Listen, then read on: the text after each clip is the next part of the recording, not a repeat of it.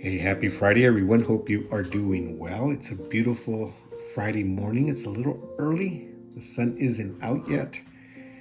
And I woke up a little earlier today. I'm getting ready to go back to work, actually. Next week, I go back to work.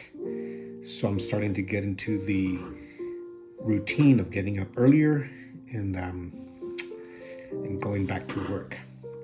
And this is In the Raw, unscripted, unpracticed, unedited conversation. Hope you're having an amazing Friday. It's the end of the week, and the weekend is here. We've been talking about identity. What should be our identity? Where is our identity grounded? And the last time we talked, we were talking about how a sculpture takes a piece of rock and starts to chisel away at it and starts to take away the things that are not necessary, the things that are not needed.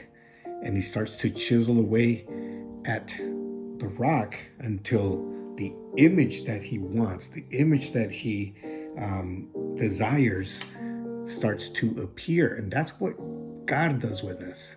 He creates us in his image, and Jesus Christ is that example who we follow, and he starts to chisel away at unnecessary things in our lives. And sometimes it's painful, sometimes it's not pleasant, to be put through that, right? But God sees the finished product, and he calls us, as we said last time, he calls us a masterpiece.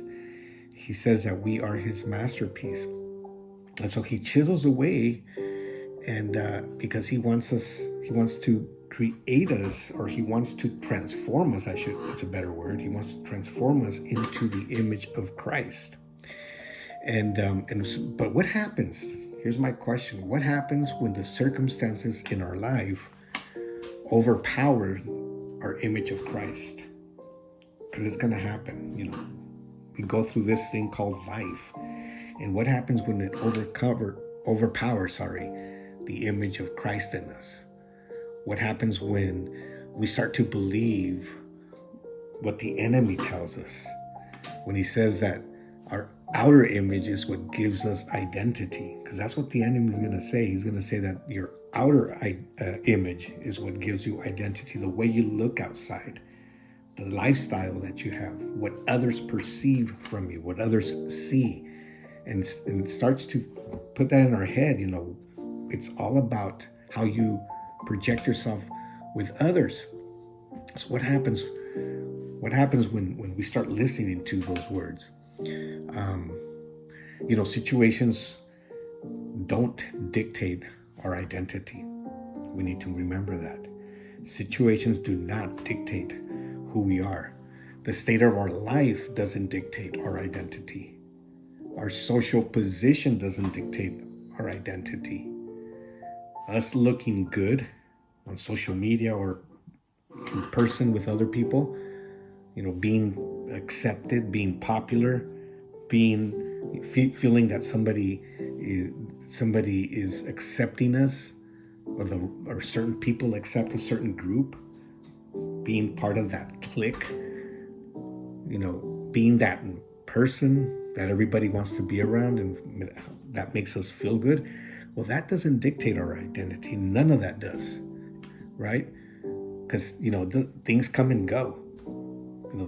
Things happen, and they're here today, and tomorrow they're gone, right?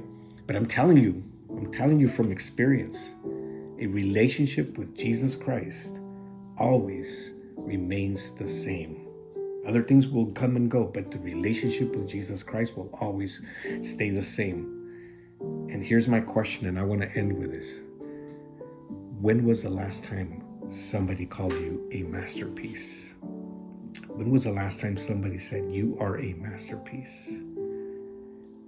Maybe you haven't heard it because certain things get in the way from you hearing it, but Jesus tells you every single day you are a masterpiece. Every time you wake up, every time you take that breath in your life, every time you you live, every time your heart beats, God is saying, you are my masterpiece. And if we can't hear that, it's because we haven't fine-tuned our ear to him.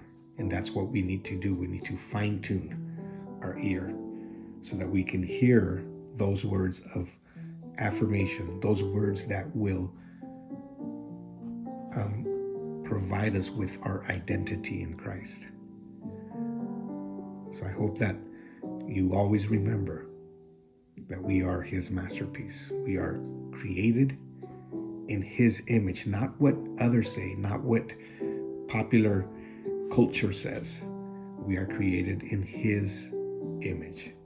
All right. Well, I hope you have an amazing rest of your day. I hope you have a great weekend, and we will talk to you soon.